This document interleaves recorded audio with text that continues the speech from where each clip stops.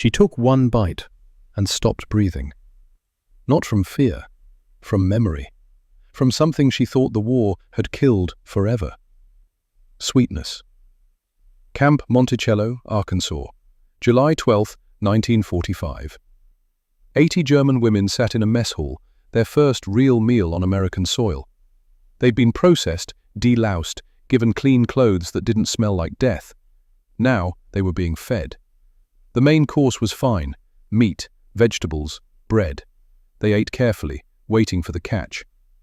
Her name was Anna Hoffman, 27 years old, a nurse who'd worked in field hospitals until the collapse. She'd spent the last 6 months eating potato soup so thin you could see through it. Food was fuel, nothing more. But then, the American server placed something else on each table. A dish, still steaming, golden brown on top. She smiled and said words Anna didn't understand. "Peach cobbler's hot. Let it cool a minute." 6 months earlier, Anna weighed 128 pounds, 5 feet 6 inches tall, body mass index 21.2, normal, healthy. 6 months of Allied detention changed that. Now, 87 pounds, BMI 14.0, severe malnutrition, stage 3 starvation, amenorrhea for 4 months, edema, refeeding syndrome risk, critical. When the train stopped at Camp Monticello that July morning, Anna couldn't stand without help. Her legs shook, her vision blurred. The other 79 women looked the same: hollow cheeks, sunken eyes, bones pressing against skin. They were the lucky ones. 3 women had died on the journey from British detention, removed at night in grey blankets. Anna had been a nurse. She knew what starvation looked like. She just never thought she'd see it in a mirror. Processing began at 600 hours. July 12, 1945, a Thursday. They stood in lines, gave their names, ages, occupations, handed over what little they had left. Anna's possessions fit in her palm: a metal comb with 3 broken teeth, a small metal box her grandmother had given her in 1936. Inside, a recipe for peach cobbler, written in faded German script. She'd kept it through 2 years of war, through bombings and retreats and British camps where guards took everything. A young American private inventoried her belongings. "What's this?" Anna's English was broken but functional. "Recipe. From grandmother." He squinted at the German script. "For what?" "Peach cobbler." He looked at her, at the bones in her wrists, at the way her prison uniform hung like a tarp on scaffolding. "When's the last time you had peach cobbler?" 1936. I was 18. 9 years. 9 years since she'd tasted anything sweet. The private handed it back. "Keep it. We'll return your belongings after medical." Medical. The word made her stomach clench, but she was too tired to be afraid. The medical officer was a woman. Anna stopped at the threshold. In 2 years of war, in 6 months of detention, she'd never seen a female doctor. The woman looked up from her clipboard. 56 years old, Anna guessed. Tall, grey hair pulled back tight, white coat, steady hands, tired eyes. She spoke in German, fluent. "Anna Hoffman?" Anna nodded. "I'm Margaret Thornwald, head dietitian for this facility. I'll be overseeing your nutrition protocol." She gestured to the examination table. "Please, sit." Margaret began the examination. Height, weight, blood pressure, pulse, professional. No rough handling. 87 pounds, Margaret said, writing. "When did you last menstruate?" "March." "Edema in the extremities. Muscle wasting." She looked up. "Have you experienced fainting? Confusion? Heart palpitations?" "All 3. Margaret wrote more. "You were a nurse?" Anna blinked. "How?" "Your intake form. Field Hospital Service 1943 to 1945. "Yes, then you know what refeeding syndrome is." Anna's throat went dry. "Yes." "Good. We're starting slow. 1,200 calories today. Increase by 200 every 3 days if your electrolytes stay stable. Blood draws twice a week. Weight checks 3 times a week. Any cardiac symptoms, you tell the guards immediately." Clinical. Professional. No cruelty. Why? Anna asked. Why you care if we die? Margaret's expression didn't change. Because you're in American custody now, and we follow the Geneva Convention. She said it like it was obvious. Anna wanted to believe her. At 1600 hours, Captain James Bancroft reviewed the intake roster. 80 German women, 80 former enemies, 80 people whose countryman had killed his brother at the Bulge. He walked through the barracks during orientation. His boots echoed. 80 faces turned toward him, hollow, frightened. He stopped at Anna's bunk. Anna Hoffman, age 27, nurse, field hospitals. Anna stood at attention, swaying. Yes, sir. Bancroft's jaw tightened.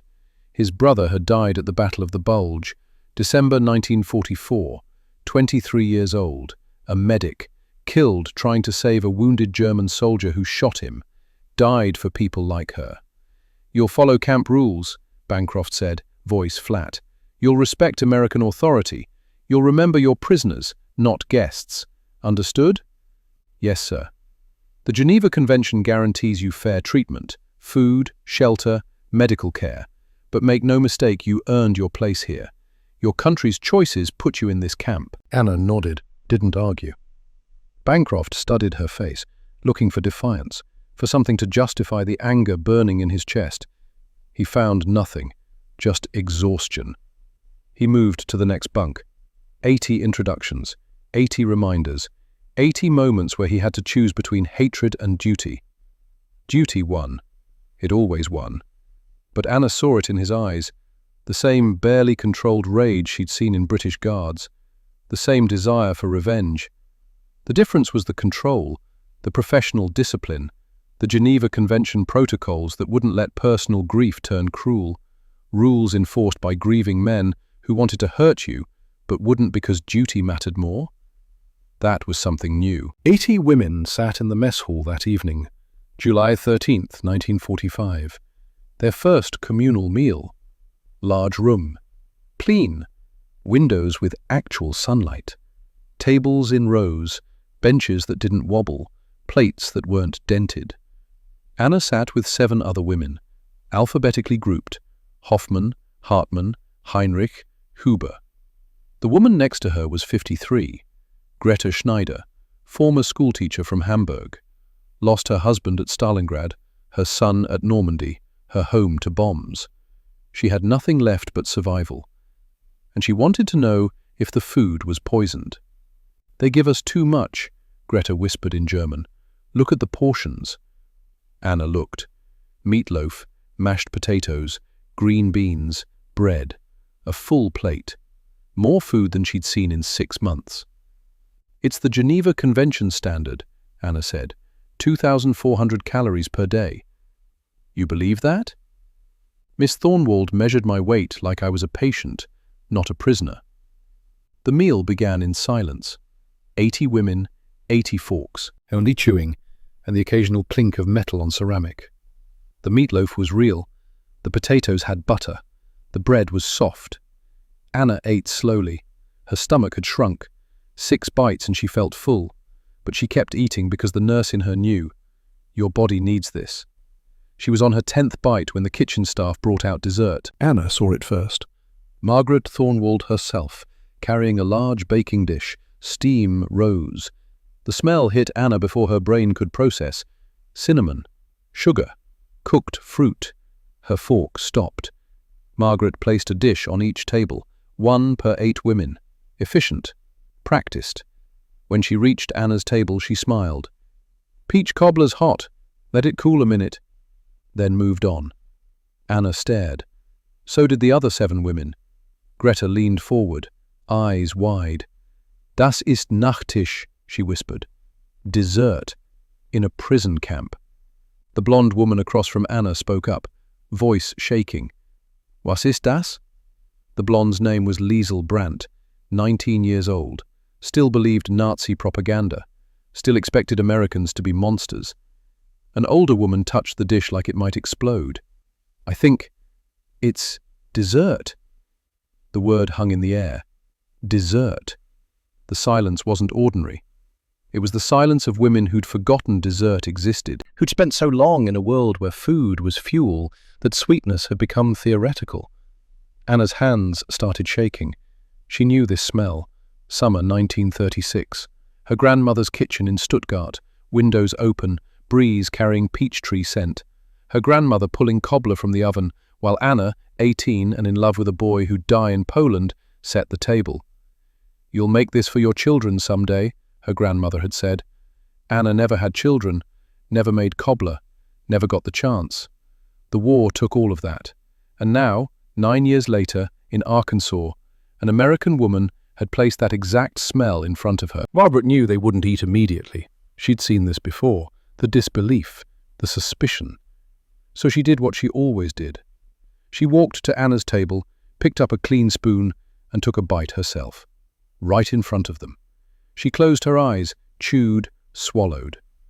Then, in German, "My kitchen staff makes the best cobbler in 3 counties. You'll enjoy it. There's plenty more if you want seconds." She walked away. Proof. It wasn't poisoned, wasn't a trick, was just dessert. Anna picked up her spoon, hand shaking badly. She looked at Greta. Greta looked at Liesel. Liesel looked at Anna. Someone had to go first. Anna dipped her spoon. The crust broke easily. Peaches underneath, soft and sweet. She lifted it to her mouth and tasted summer. The flavor hit like a physical blow. Warm peaches, perfect sweetness, cinnamon, buttery crust dissolving. It tasted like her grandmother's kitchen, like August afternoons when politics didn't matter, like everything she'd lost. Anna put down her spoon, hand over mouth, eyes closed, not crying, not breathing, just sitting there, feeling sweetness dissolve and trying to remember what it felt like to be human. Greta tried next, then Liesel, then all 8 women. Within seconds, they were eating in reverent silence, experiencing something they thought was gone forever. Pleasure. "Es ist süß," Liesel whispered. "It's sweet." Anna opened her eyes. Across the room, other tables were having the same realization. 80 women, 10 tables, 10 dishes, vanishing 1 spoonful at a time. And then Greta stopped, put down her spoon, looked at Margaret, standing near the serving line. "Es gibt mehr," Greta said quietly. "There's more." The table went silent. Margaret heard, understood the tone. "More cobbler?" she said in German. "Of course. The kitchen made 4 pans. Go on up." A younger prisoner translated. No one moved. In Germany, you ate your portion and were grateful. Extra was for officers, for people who mattered, not prisoners, never prisoners. Greta Schneider sat there, 53, lost husband, son, home. Nothing left but survival, and she wanted more peach cobbler. She stood up. Anna watched her walk to the line, hands shaking, holding herself like she was walking to execution. Margaret saw her coming, smiled. "Want more, sweetheart?" Greta nodded. Margaret scooped a generous portion into a clean bowl, handed it over like it was natural. "Here you go, plenty for everyone." Greta took the bowl, looked at it, looked at Margaret, and started to cry. Full, body-shaking sobs, the kind from somewhere deep, from holding everything in so long that one act of kindness breaks the dam. "Wir sind Gefangene," Greta said through tears, "und sie geben uns Nachtisch. Sekunden. We are prisoners, and they're giving us dessert. Seconds." Anna understood. This wasn't about cobbler, not about peaches or sugar or crust. It was about what it represented. Even as prisoners, even as the enemy, they were being treated like human beings, like people who might want something sweet, who might want seconds, who might still matter. One by one, other women got up, walked to the line, asked for more in broken English, or pointed or just held out bowls with hopeful, terrified expressions. And Margaret served them all. Same smile, same generosity, no judgment. "Here you go, honey. Enjoy." By meal's end, all 4 pans were gone. 80 women had eaten dessert. 62 had gone back for seconds. That night in the barracks, sleep wouldn't come. 2 bunks over, Liesel spoke into darkness. "We were told they would starve us, that Americans were brutal." Anna lay on her bunk, still tasting cinnamon. They gave us peach cobbler, and when we wanted more, they smiled and gave us more. Greta's voice from across the room. What else were we lied to about? No one answered. Anna thought about Margaret, about the precision, about the way she'd served seconds without hesitation, about the fluent German and tired eyes, suggesting this woman had done this before, about the recipe in the metal box under her bunk, her grandmother's handwriting from 1936, same recipe Margaret had just made. She didn't know yet they were the same. Didn't know Margaret had lost a son who loved peach cobbler. Didn't know about grief disguised as duty. But she felt it. Somewhere in the dark, someone was crying. The relieved kind. The kind that comes when you realize you might survive. Tomorrow, they'd learn more. But tonight, 80 women went to sleep having eaten something sweet, having been offered seconds, having been seen as human. That changed everything. Dr. Harold Pemberton reviewed medical reports at 2200 hours. Camp physician, 48, 15 years military service. He'd never seen a nutrition protocol this detailed. Patient number 34, Anna Hoffman, age 27, height 5 feet 6 inches, weight 87 pounds, BMI 14.0, Stage 3 starvation.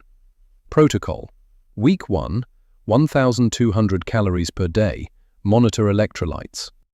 Target BMI, 18.5 to 19.0 over 12 weeks.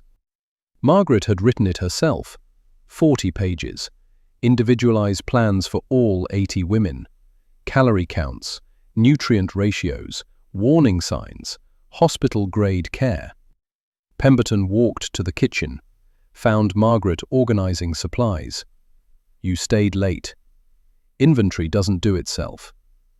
The women went back for seconds. 62 of them. You counted?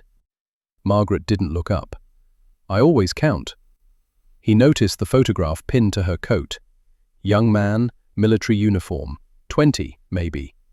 Your son? Margaret's hands stopped. David. Died June 7th, 1944. Normandy.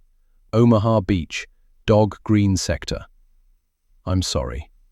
So am I. She went back to work. Pemberton understood. Some grief doesn't have words, only actions. Margaret's action was feeding 80 starving women with the same precision she'd probably used measuring ingredients for her son's favorite dessert. Not mercy, not forgiveness, something else. He left. Filed the reports. 12 weeks to bring 80 women from severe malnutrition to healthy weight. 0 expected fatalities. Margaret had designed it to succeed. Week 2 began with measurements. Anna stood on the scale at 0600 hours, July 19th, 1945. Dr. Pemberton recorded while Margaret watched. 91 pounds, 4-pound gain in 7 days. Margaret checked her clipboard. Within acceptable range. Increase to 1,400 calories. Add protein at dinner. Anna stepped off. She could feel the difference. Not in her reflection, that would take months, but in the way her legs didn't shake, the way her hands had stopped trembling.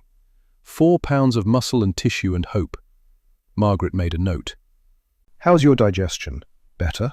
Dizziness? Heart palpitations? No? Good. She looked up. You were a nurse. We need help in the infirmary. Just monitoring vitals, changing dressings. Dr. Pemberton thinks you're strong enough. Anna blinked.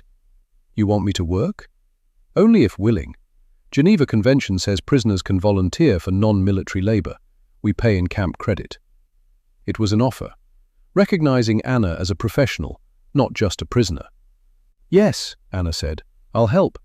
Margaret nodded. Report to infirmary at 0800. She walked away, already moving to the next task. Anna stood there and realized something. Margaret wasn't just feeding them.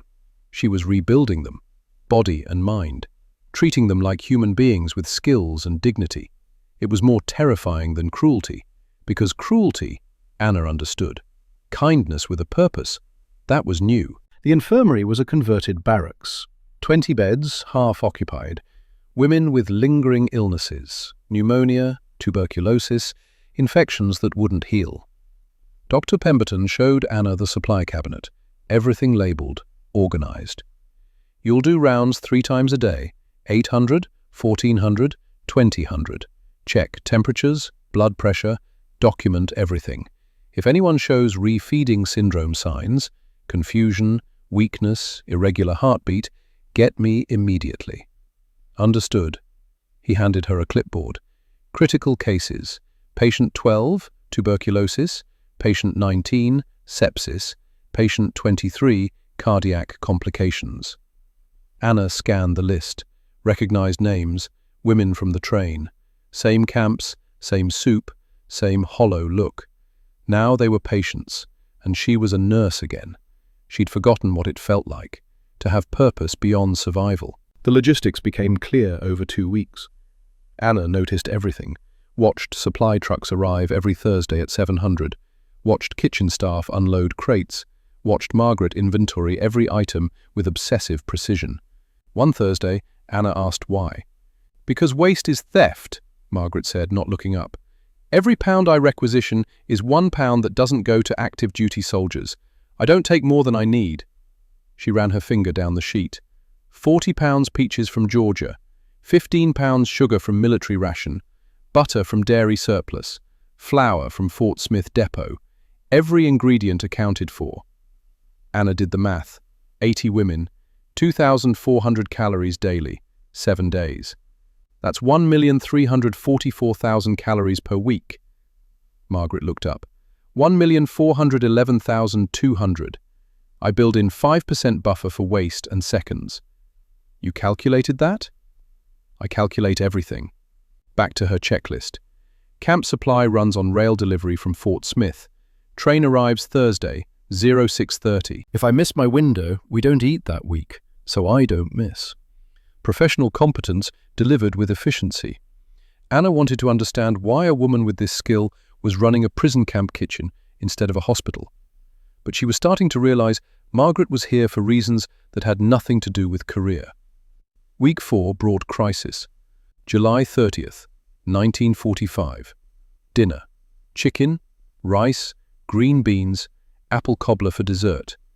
Liesl Brandt ate too fast. Anna saw it. Watched Liesl go back for seconds, then thirds. Pile food like it would disappear. Eat with desperation.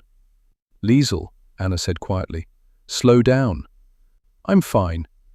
"Your body can't process." I said, "I'm fine." 20 minutes later, Liesl collapsed. Anna was at her side before she hit the floor. Training kicked in. Check airway. Pulse. Pupils dilated. Skin clammy. Breathing shallow. Dr. Pemberton, refeeding syndrome. Pemberton arrived in seconds. One look at Liesl. Get her to infirmary. IV fluids. Potassium supplement. Cardiac monitor. Now. They carried Liesl out on a stretcher. 80 women watched in silence.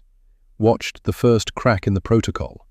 Watched what happened when you ate too much, too fast, after starving too long. Anna stayed in the infirmary that night. So did Margaret. They worked without speaking. Anna monitoring vitals, Margaret preparing IV bags with precision. Pemberton coordinating, adjusting medications, checking heart rhythms. Liesl's potassium had crashed. Hypokalemia, her heart struggling, every beat irregular, stuttering, threatening to stop. The danger of refeeding, what Margaret had tried to prevent. You couldn't just feed a starving person. You had to rebuild slowly, carefully, or their body would kill them trying to recover.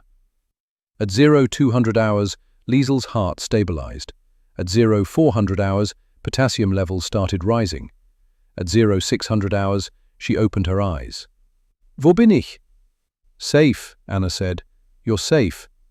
Liesl started crying. Shame, tears, not pain. "I ate too much. I couldn't stop." "I know." Margaret appeared with water, held it to Liesl's lips.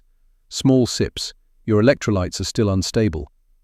Liesl drank, stopped, looked at Margaret. "You stayed." "Of course I stayed." "Why? I'm nobody." "You're a 19-year-old girl who's been through hell," Margaret said. And you're in my care. So yes, I stayed. Matter of fact, like there was no other response. Liesel closed her eyes, whispered in German, "My mother would have liked you." Margaret didn't respond, just adjusted the IV. But Anna saw her hands tremble. Once. Briefly. Captain Bancroft arrived at 0900 hours. Combat veteran. Career military. He'd seen men die in nightmares. Never seen a woman die from eating too much. "Report," he said to Pemberton. "Patient Liesel Brandt, 19, severe refeeding syndrome from overconsumption, hypokalemia, cardiac arrhythmia, near collapse. Stabilized at 0600. Prognosis? Full recovery expected, but close." Bancroft looked at Liesel, hooked to monitors. Looked at Anna, exhausted. Looked at Margaret, washing equipment. "Who authorized extra portions?" Silence. Margaret looked up. "I did." "Protocol says measured portions. No exceptions." "Protocol also says prisoners can request seconds if available." "Available doesn't mean unlimited. It means if food exists and kitchen has capacity, we don't deny them." Voice steady. "Geneva Convention, Article 26. Food sufficient in quantity, quality, variety. That includes dessert. Includes seconds." That girl almost died. That girl almost died because she was starved by her own government for 6 months before we got her. We're trying to undo damage. Sometimes it doesn't go perfectly. Bancroft's jaw tightened. Anna saw the tension, the anger, the grief. "My brother died because of people like her," Bancroft said quietly. "Battle of the Bulge, December 1944, 23. Medic, killed trying to save a wounded German who shot him." Margaret didn't flinch. "I'm sorry for your loss." "Are you?" "Yes. Then why feed them cobbler? Why treat them like guests? Why—" He stopped, breathed. "Why do you care?" Margaret set down the IV bag, looked directly at him. "Because rules are rules, Captain. We follow Geneva Convention not because the enemy deserves it, but because we do. Because the moment we stop treating prisoners humanely is the moment we become what we're fighting. And I won't dishonor my son's death by becoming the kind of person he died fighting." Absolute silence. Bancroft stared. "Your son?" "David Thornwald, 20 years old, died June 7th, 1944. Normandy, Omaha Beach, Dog Green Sector." Voice never wavered. "Killed by German machine gun fire trying to reach wounded men. He believed in doing the right thing when it was hard, especially when hard." She picked up the bag again, continued working. "So yes, Captain, I'll keep feeding them cobbler, keep offering seconds, keep treating them like human beings, because that's what David would have wanted. That's what Geneva Convention requires. And if you have a problem, report me to command, and we'll see who gets court-martialed for doing their job." Bancroft stood there, then nodded. Once. Sharp. "Carry on, Miss Thornwald." He left. Anna exhaled. Hadn't realized she'd held her breath. Margaret went back to cleaning. Hands steady now. Week 6 changed everything. August 10th. Anna's weight, 103 pounds. BMI, 16.6. Still underweight but climbing. Strong enough for full infirmary shifts. Strong enough to help in the kitchen. Margaret noticed. "You know your way around a kitchen?" "My grandmother taught me." "Can you peel potatoes?" "Yes." "Report at 1400. We're making stew. I need prep help." Not a request. Margaret's way of offering without making it charity. Anna showed up, found Margaret with 3 staff members, pots boiling, vegetables waiting, organized chaos of feeding 80 on schedule. Margaret handed Anna a peeler and bucket. "Work there. Don't cut yourself. If you feel faint, sit immediately." Anna worked, fell into rhythm. Peel, rinse, repeat. Meditative simplicity. 30 minutes in, Margaret started measuring dessert ingredients. "What are you making?" "Peach cobbler." Anna's hand stopped. "You make it every week?" "Twice a week now. Thursdays and Sundays. Good for morale. It's expensive. It's necessary. Precise sugar measuring. People need more than calories. They need something to look forward to, something reminding them there's still sweetness. She said it without sentiment, just fact, clinical observation. Anna watched her work, noticed the photograph pinned to her coat. Young man, uniform, sergeant stripes. Your son? Anna asked quietly. Margaret's hands stopped. Yes. He looks young. He was 20. I'm sorry. So am I. Margaret went back to measuring. After a moment, spoke again. He loved peach cobbler. I made it the night before he shipped out. Promised I'd make it when he came home. Poured sugar. He didn't come home, so I make it for people who need it. People who forgot what sweetness tastes like. Anna's throat tightened. That's why you do this. That's why I do this. They worked in silence. Then Anna asked what she'd been holding. When did he die? June 7th, 1944. Omaha Beach. Anna's peeler slipped. She caught it. Normandy? Yes. What sector? Dog Green. Why? The room tilted. Anna gripped the counter, because she knew that sector, knew that date. Greta Schneider talked about it every night. Her son Klaus had died there.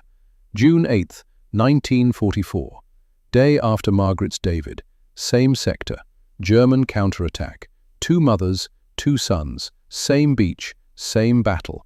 Opposite sides. Anna looked at Margaret. Margaret looked back. And Anna understood something that would haunt her forever. The enemy wasn't faceless. The enemy had names. David Thornwald, Klaus Schneider.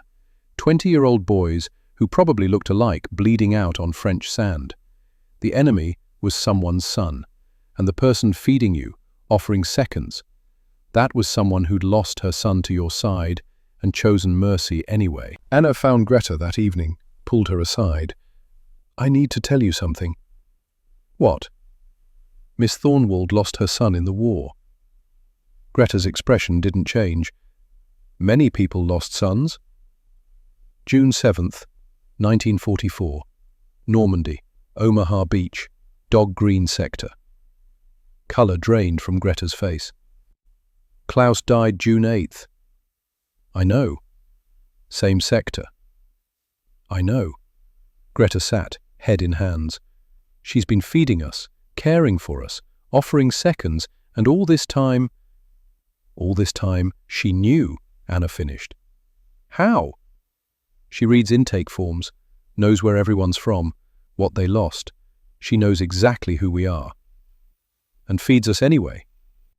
Yes. Greta looked up, eyes wet. Why? Because, Anna said quietly, she understands Klaus and David were both just boys, both following orders. Both died for countries that sent them to kill each other, and punishing us won't bring either back. Greta stood, walked to the window, stared at Arkansas landscape. I need to talk to her. Greta, I need to tell her I'm sorry, that Klaus was a good boy, that if there's any justice, he and David are together somewhere, eating peach cobbler and not shooting each other. Anna didn't stop her. Some conversations have to happen, even when they break your heart. Greta found Margaret in the kitchen at 2100 hours. Margaret was at the sink, methodically washing dishes, rhythmic water and steel. Grief disguised as productivity. Greta stood in the doorway, waited. Can I help you? Margaret asked in German. I know about your son. Margaret's hands stopped. Who told you? Anna. She shouldn't have. I'm glad she did. Greta stepped in. Because I need to tell you about mine.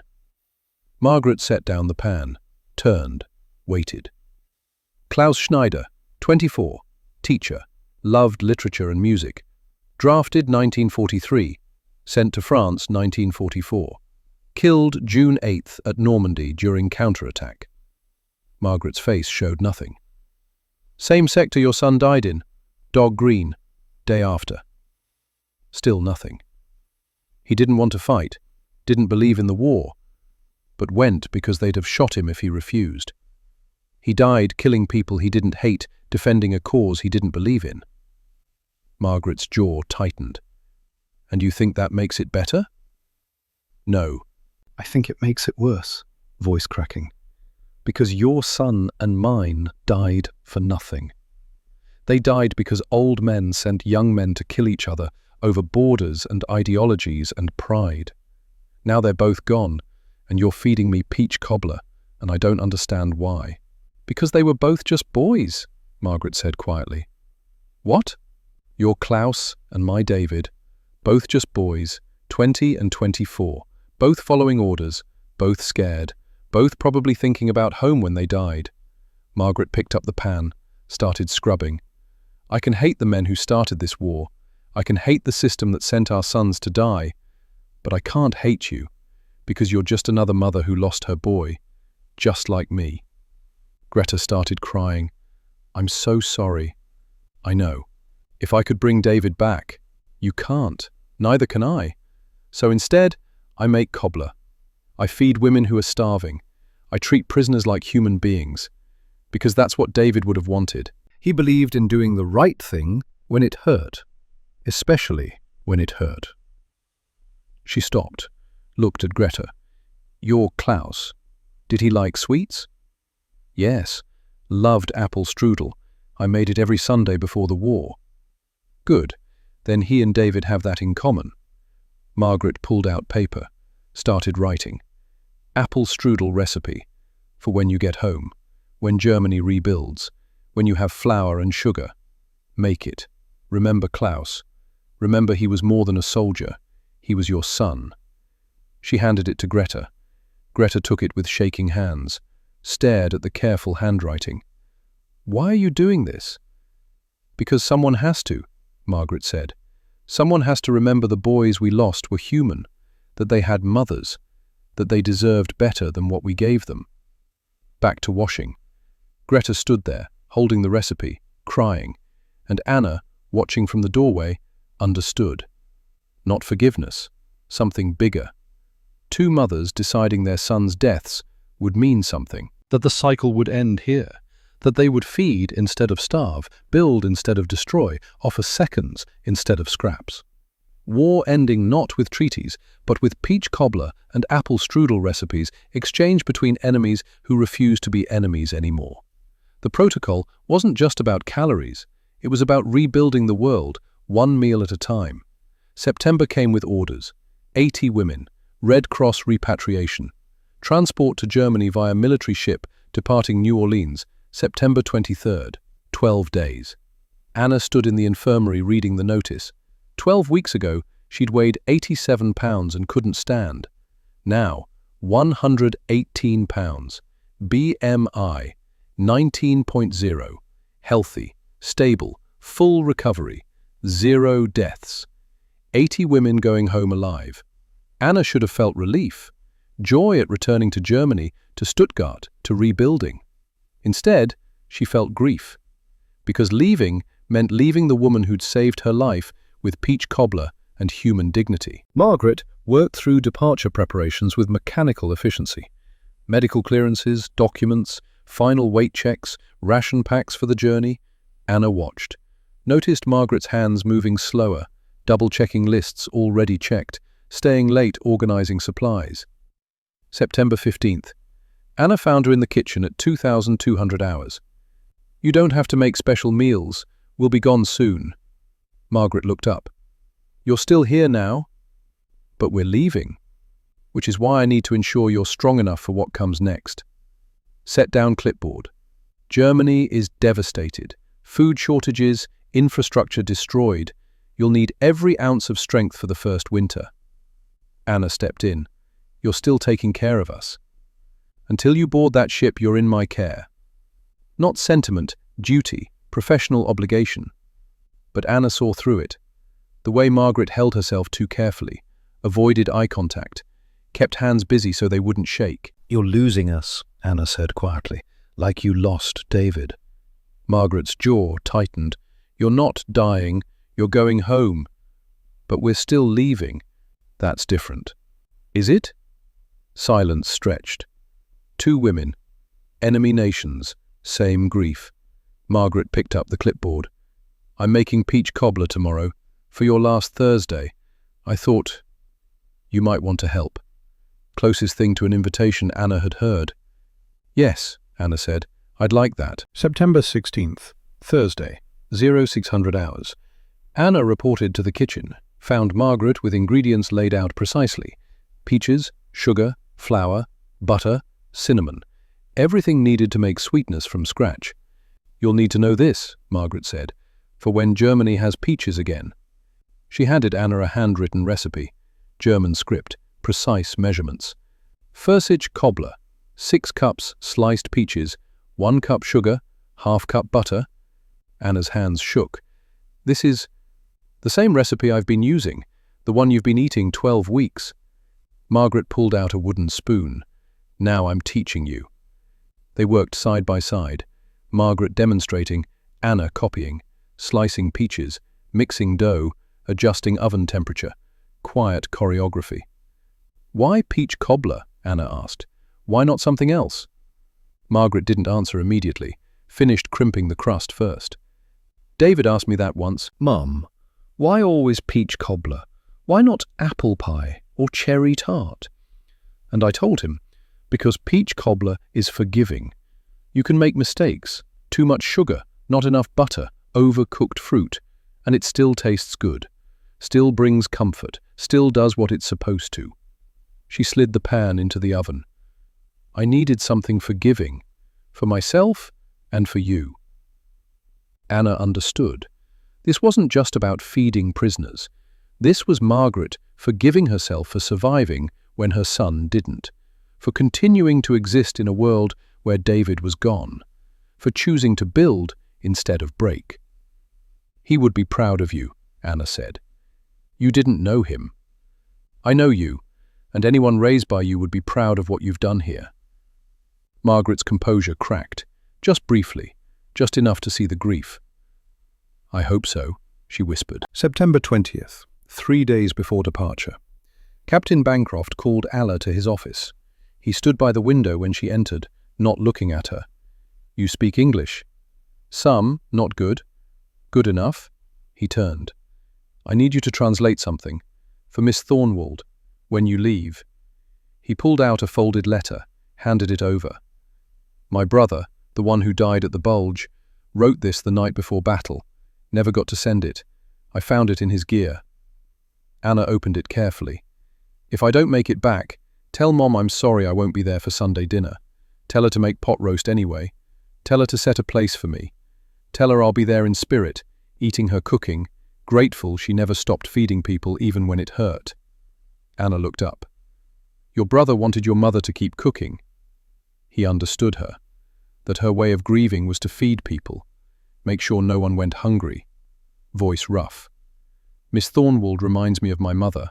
Same stubbornness, same refusal to let grief turn cruel. He picked up another paper. I want you to tell her when you board, in German so she understands perfectly. What should I say? Tell her my brother would have wanted her to do exactly what she did. Feed the enemy, offer seconds, treat prisoners like human beings. Because that's what separates us from monsters. That's what makes victory mean something. Anna took the paper, translated in her mind. I'll tell her. Good, he sat. Dismissed. Anna reached the door. Anna, she turned. You're a good nurse. Germany will need people like you, people who remember how to heal instead of hurt. First time he'd used her name. She nodded, left with 2 letters, one from a dead soldier to his mother, one from a living captain to a woman who'd saved 80 lives by refusing cruelty.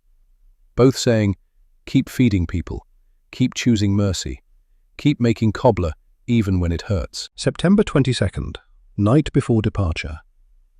Margaret made peach cobbler, one last time. 80 women in the mess hall, final meal. Meat, vegetables, bread. Everything measured, portioned, designed to sustain them. Then dessert. Margaret served it herself, walked to each table, placed dishes down with care she'd shown 12 weeks ago. But this time, her hands trembled.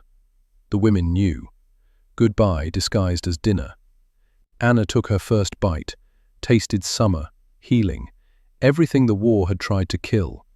Around her, women wept quietly, gratitude tears, not sorrow.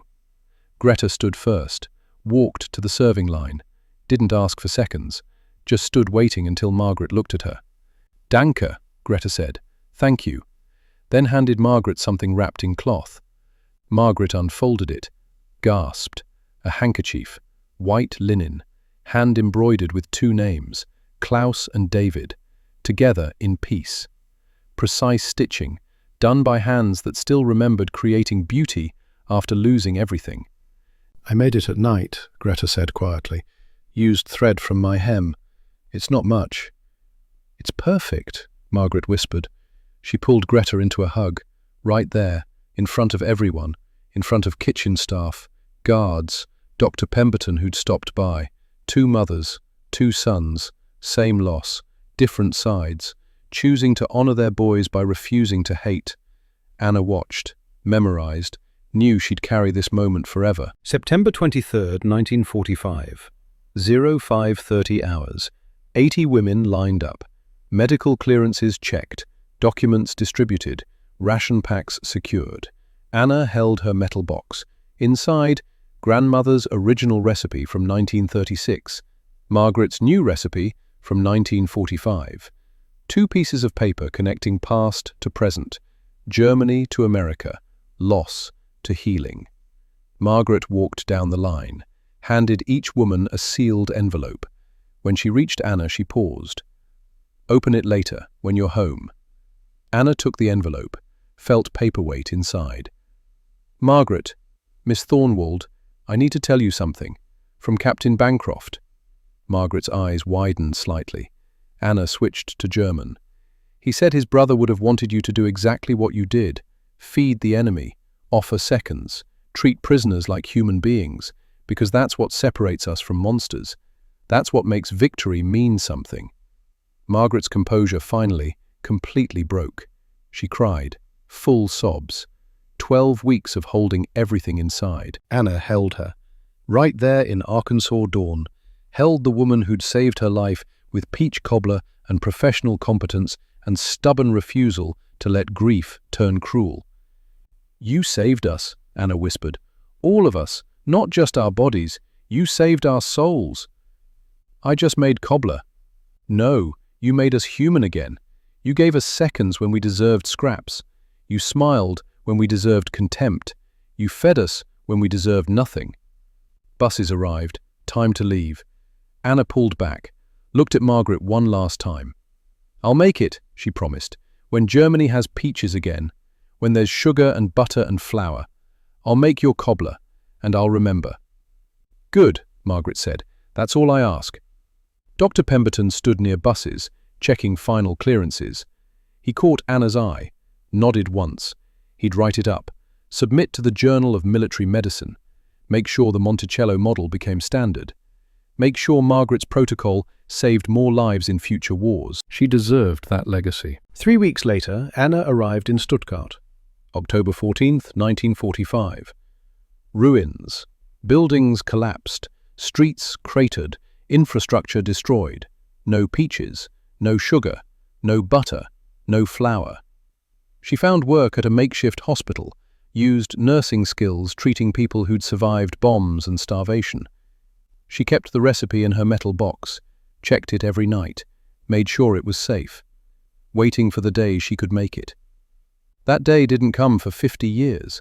Through the lean years of 1946 to 1950, when Germany starved again. Through 1950, when a letter arrived from Arkansas, Margaret sending small packages of sugar, vanilla, cinnamon. Not enough to make cobbler, but enough to remember sweetness. Through 1960, when Anna became head nurse at Stuttgart General, known for treating every patient with dignity.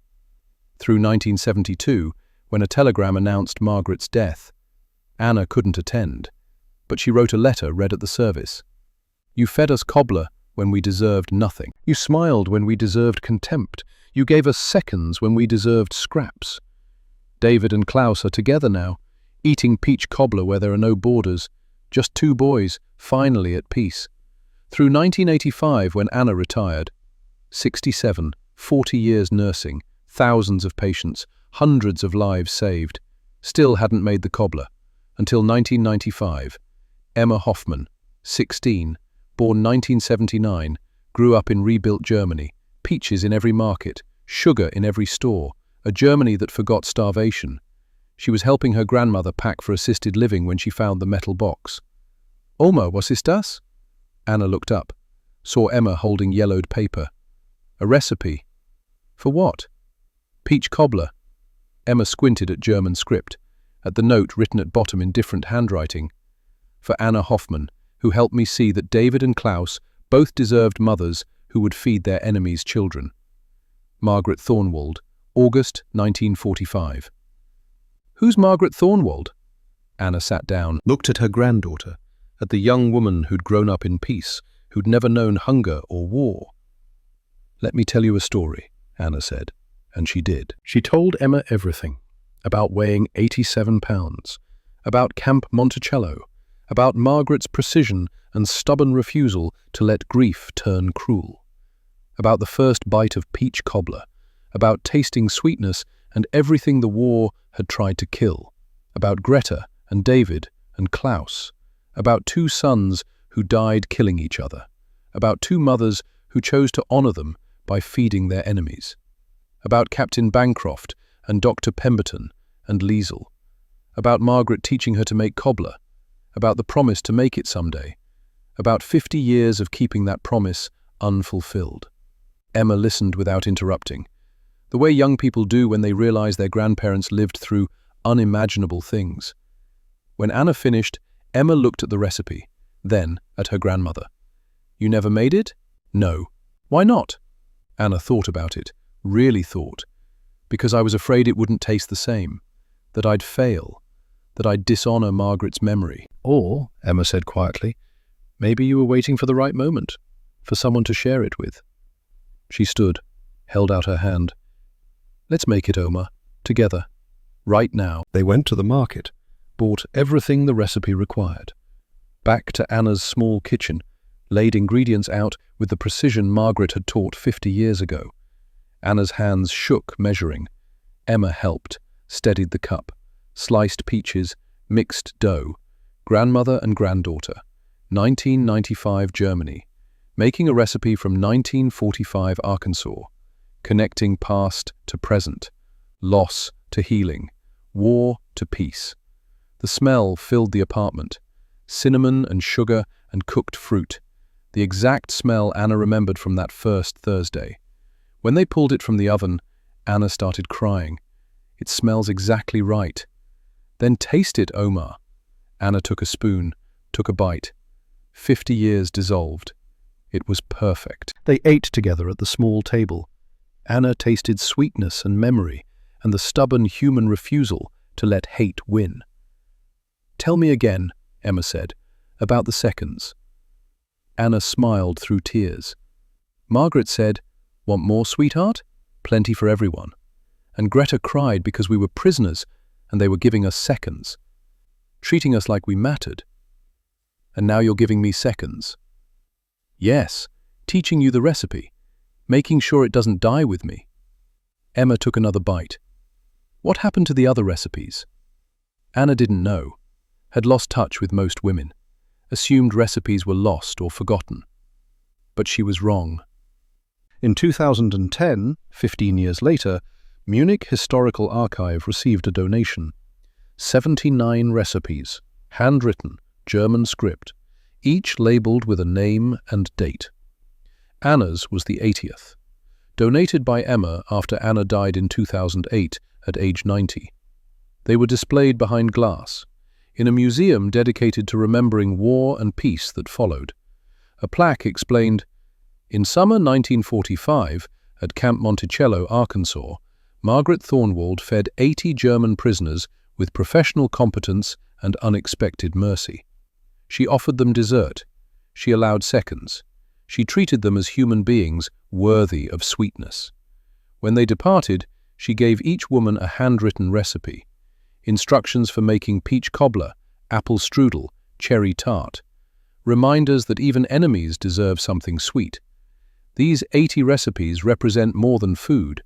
They represent the choice to build instead of break, to feed instead of starve, to offer mercy when cruelty would have been easier. They represent the Monticello model, developed by Margaret Thornwald and Dr. Harold Pemberton, that saved 80 lives and later became US military standard for POW refeeding programs, influencing international humanitarian protocols.